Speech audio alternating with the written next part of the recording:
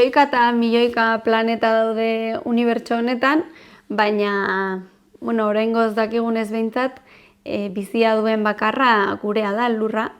Eta, bueno, bizitza funtsean karbono loturak dira, eta bizidunak karbono egitura dugun ur poltsak, esan genezake. Eta, bueno, evoluzioan zehar, oinarrizko egitura horretatik beste milioika eta milioika bizidun evoluzionatu dute, eta hala iritsi gara gaur egun dugun lur honetara. Eta beraz, saio hauetan klima aldaketaz hitz egingo dugu, baina hortik abiatuta beste hainbat gai jorratuko ditugu, eta gaur hasiko gara bioaniztasunarekin. Bioaniztasuna, bizitza azkenean gu ere bizitza gara, eta klima aldaketa azken finean da lurreko bizigarritasuna aldatzen duen prozesu bat, gainera bizidun batek sortua. Beraz, hontaz arituko gara saio honetan. Hitzak dioen bezala, nahiko erresa da interpretatzen, bizitzaren aniztasuna. Hau da, eremu batean, beti ere bioaniztasuna eskala baten barruan edo hartu behar da, izango litzateke, eremu jakin batean dugun bizitzaren aniztasuna. Esan duten bezala, hitzak dioen bezala. Orduan, esan duten bezala, bioaniztasuna da gizakiak sortutako termino bat, naturan ez da berez, ez da klasifikazio hori ez da existitzen, guk sortu dugu. Orduan, eskalaren araberako neurri bat da bioaniztasuna, eta orduan eskala txikitik handira ditugu adibidez alfa, beta eta gamma neurriak, bioaniztasunaren indizeak, eta hauek egiten dutena da, eskala txikiagotik handiagora dagoen bioaniztasuna kalkulatu, eta baita ere eskalen arteko desberdintasunak neurtzen dira horrekin. Eta baita ere aipatu nahiko nuke, ze askotan badirudi bioaniztasuna zerbait ona dela, eta kasu askotan hala da, baina egia da baita ere ekosistema asko daudela, modu naturalean ez direla bioaniztasuna handikoak. Eta horren adibide dira tundra, edo askok pentsatuko duzuen bezala desertua. Badaude bizia badago ekosistema horietan, animaliak, landareak, bakterioak, toki guztietan bezala, baina ez dira berez bioaniztasuna handia duten ekosistemak, eta hala izan behar dute, hala dalako haien funtzionamendua. Eta adibidez, kanpoko bizidun exotikoren bat edo sartuko balit ekosistema horretan, eta bioaniztasuna handituko balitz, ez litzateke kasu honetan ona izango, ez delako ekosistema horren berezko ezaugarri bat. Eta gure lurraldean edo Nafarroan adibide batzuk jartzearren, Nafarroan ere badaude ekosistema oso desberdinak, eta bioaniztasuna ere desberdina da ekosistema hauetan. Nafarroan adibidez Iratiko basoa, aipatzearren Hosto Zabaleko baso bat da, eta horren kontrara edo ekosistema oso desberdina ditugu hegoalderago, Erriberan, Bardeak adibidez. Eta hauek bioaniztasunari dagokionez desberdintasuna handia dituzte, seguruenik basoak bioaniztasuna handiagoa izango dute, Bardeak baino adibidez, desertu badirelako. Baina horrek ez du esan nahi bardeak ez direnik baliotsuak, ekosistema bat dira bere horretan, oso berezia gainera, eta ez daude asko, beraz kontserbatu beharreko ekosistema bat da, eta hori adibide polit bat da ikusteko dena ez dela basoa, eta basoa ez dela bioaniztasunaren gorena, edo ekosistemen gorena. Ekosistemak oso desberdinak izan daitezke, eta denak dira baliotsuak.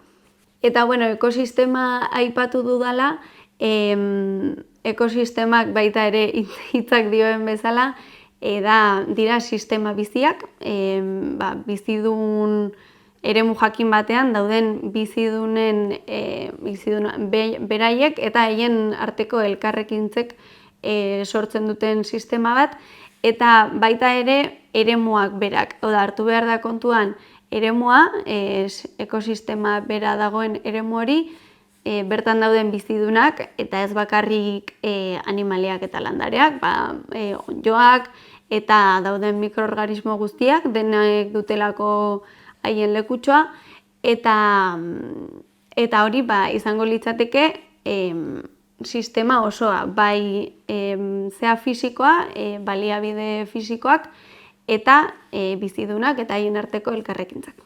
Eta biomak bestalde, dira ekosistema antzekoak diren ekosistemen multzoa. Eta egon litezke lurreko oso urrun dauden lekuetan. Adibidez, gure lurraldean badauzkagu hostozabaleko basoak, baina beste lurreko hainbat eremuetan ere badaude hostozabaleko basoak. Eta beraz, hoe guztiak, lurreko hostozabaleko baso guztiek osatzen dute bioma bat.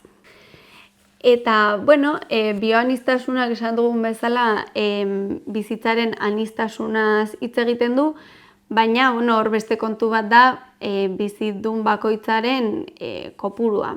Batzuk asko daude eta besteak gutxi. Eta, lurrean zalantzarik gabe, gure planetan gehiena dauden bizidunak mikroorganismoak dira. Bai bakterioak, bai onddoak, algak eta dena delakoa. Mikroskopikoak diren bizidunak. Kontuan izan behar dugu, azalera guztietan daudela, gure azalean,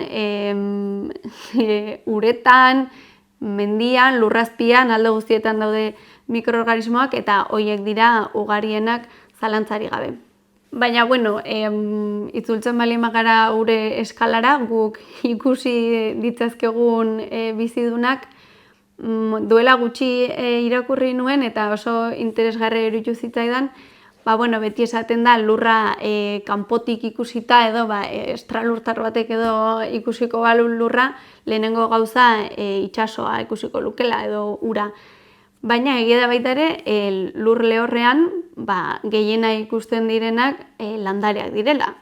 Zuhaitzak, zuhaixkak, sastrakak, landare bajuak, belarra, zaila da lur sail bat aurkitzea landarerik gabe. Eta, askotan, badugu baita landarekiko itxutasun bat, baina egia da, lur azal ia guztia landareek estaltzen dutela. Eta, landareak izatea bada oso garrantzitsua, eta ekosistema askoren oinarria dira landareak, bai zuhaitzak, bai landare guztiak, eta baita mikroorganismoak ere, hauek direlako ekoizle primarioak edo autotrofoak deitzen zaienak. Autotrofoak edo ekoizle primarioak dira CO2 hartu eta CO2 erabiltzen dute haien ehunak sortzeko, hau da, karbono organikoa sortzeko, eta hortatik prozesu horren hondakina da oxigenoa. Beraz, imaginatu dezakezuen bezala oso garrantzitsua da, ekoizle primariorik gabe lurrean ez litzatekelako oxigenorik egongo atmosferan. Gogoratu, ekoizle primarioek sortu zutela oxigenoa atmosferan, bestela ez litzateke egongo. Eta, ez dira bakarrik landareak, mikroorganismoak daude autotrofoak, algak ere autotrofoak dira, Eta, bueno, hori, oxigenoaz gain, esan dudan bezala, CO2, atmosferan dagoen CO2 erabiltzen dute sartzeko haien ehunak sortzeko, eta gero guk ehun horiek jaten ditugu, guk eta beste animalia askok. Beraz, dira oxigenoa sortzen dutenak, CO2 karbono organiko sortzen dutenak, eta beraz kate trofikoen oinarrian daude, eta bueno, gero zuhaitzak eta beste hainbat landare egituratzaileak dira ekosistemetan. Bueno, badirudi landarek edo horrela azalduta, haien eginkizuna edo funtzioa dela oxigenoa sortzea eta karbono organikoa sortzea, baina hori ez dago ondo esanda edo ez dalako haien eginkizuna. Agian hobeto litzateke esatea haien lekua edo ekosistemetan haien lekua da karbono organikoa eta CO2, hau da, oxigenoa sortzea. Askotan hori pentsatzen dugulako bizidunek dutela ekosisteman eginkizun jakin bat, baina ez da zehazki horrela. Da haien bizi modua, haiek evoluzioaren poderioz hori da iritsi diren bizi modura, eta gero hori beste bizidun batzuk erabiltzen dute, adibidez guk oxigenoa lortzeko, baina ez da eginkizun bat. Pentsatu evoluzioa dela historia oso luze bat, eta gu momentu jakin batean gaude, baina bizidunek elkar eragite batzuk sortu dituzte evoluzio guzti horretan zehar, eta bakoitzak bere lekutxoa lortu du, batzuentzat onuragarria dena eta beste batzuentzat kaltegarria. Orduan, gertatzen dena da, evoluzioaren poderioz bizidun batek lekutxo bat lortu baldin badu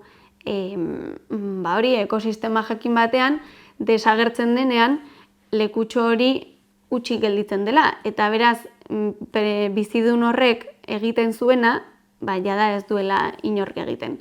Eta horrek noski ondorioak dauzka biodibertsitatean, eremu horretan, desagertu den tokian adibidez, ekoizle primarioa bazen, lehen aipatu dudan bezala, agian janaririk gabe, elikagairik gabe geldituko dira beste bizidun batzuk, edo harrapakaria bazen, haren harrapakina ugarituko da, eta agian horrek beste ondorio batzuk ditu.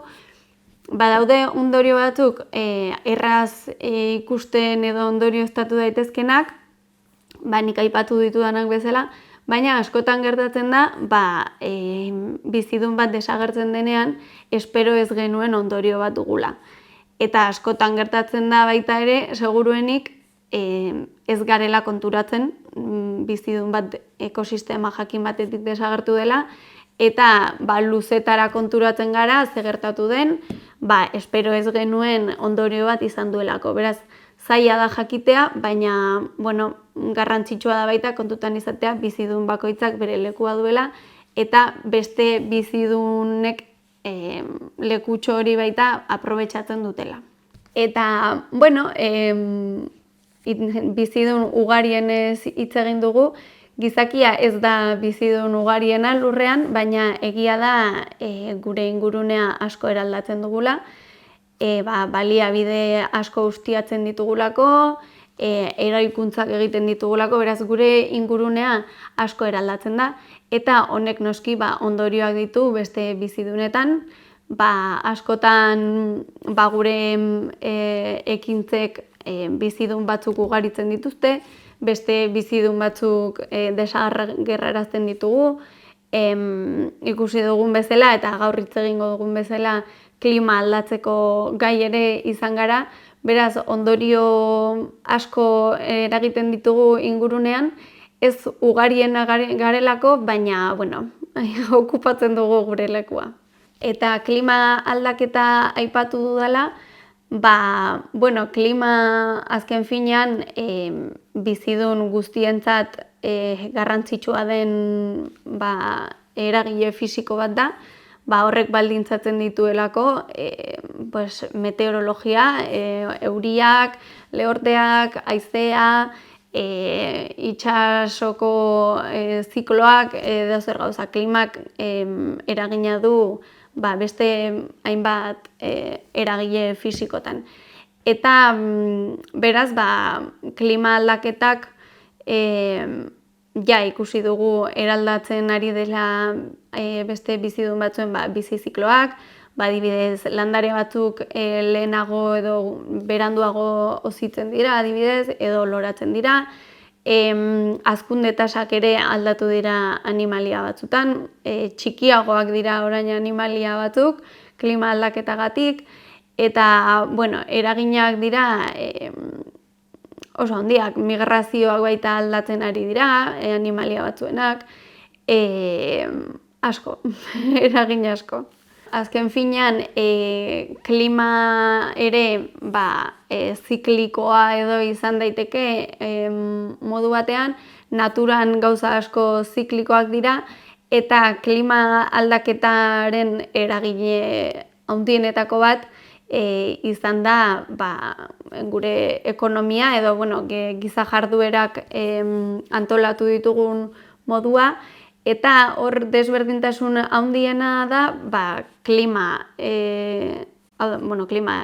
naturalak, ziklo naturalak, hitza dioen bezala ziklikoak direla, zirkularra dira, eta gure ekonomia eta giza jarduerak antolatu ditugu modu linealean.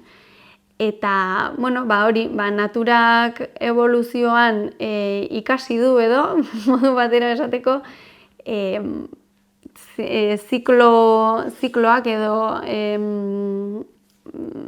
prozesu zirkularrak sortzea dela modu onena edo eraginkorrena, jasangarriena lurrean bizitzeko, baten hondakinak bestearen lehengaiak direlako.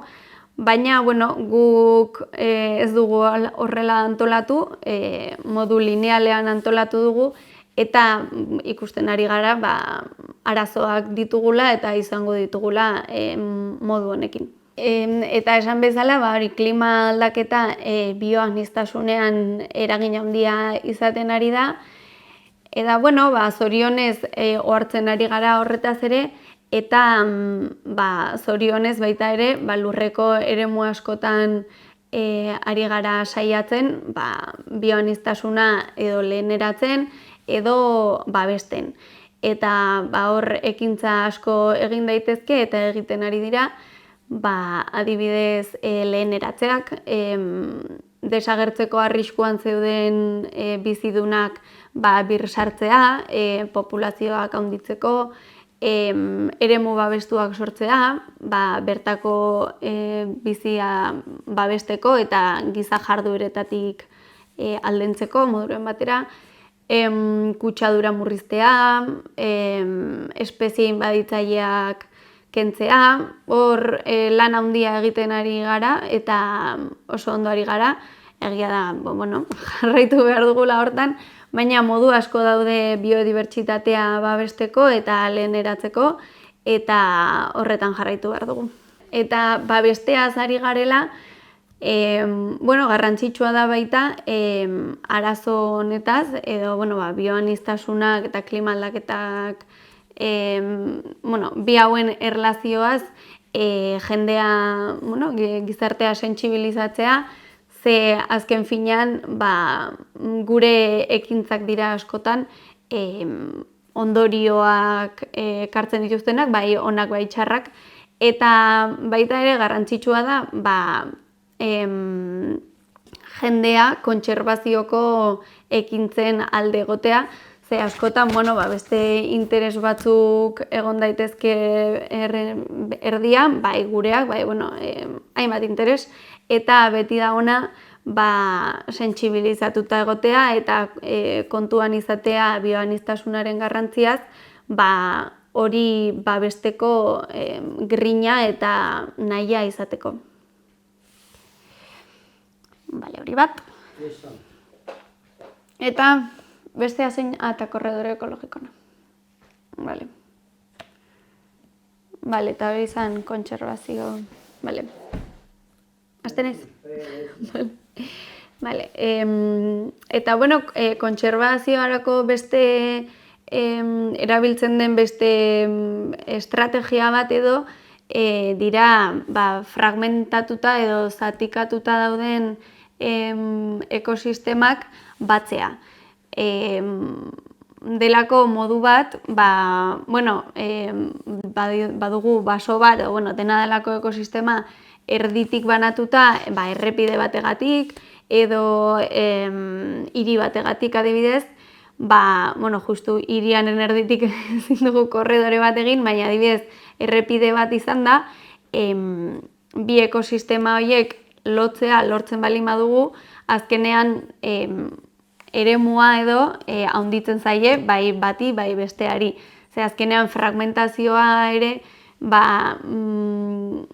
nahiko kaltegarria da ekosistema berarentzat, mugan edo kanpoaldeko eremuak oso eraldatuta egoten direlako normalean, eta zentroa izaten da ekosistemikoki edo hobekien dagoena. Beraz, bi ekosistema, bananduta dauden bi ekosistema batzerakoan, modu batean azalera handitzen zaio, eta horrek ematen dio arnasbidea. Eta, hor adibidez Irunberrin eta Sakanan adibide batzuk ematearren, bai egin dituzte, adibidez, errepide batek zeharkatzen zituen bi eremu batu, korredore ekologiko baten bidez, baina badago beste adibide bat edo ez dena errepidean zubi delako bat jartzea, baita izan liteke bi baso elkartzea landaretza desberdina jarrita. Imaginatu, pinuak ditugula eta pinuak moduren batean oztopatu dezakete animalien joan etorriak. Beraz, hor landaketa aldatuta, baso autoktonoa landatuta, baita korredore bat sortu daiteke, eta hau estrategia oso ona da baita ere eremu hortako bioaniztasuna hobetzeko. Gaurkoz hau izan da, bioaniztasunari buruzko saioa, hurrengoan klima aldaketa lotuko dugu beste gai batekin. Beraz, hurren arte.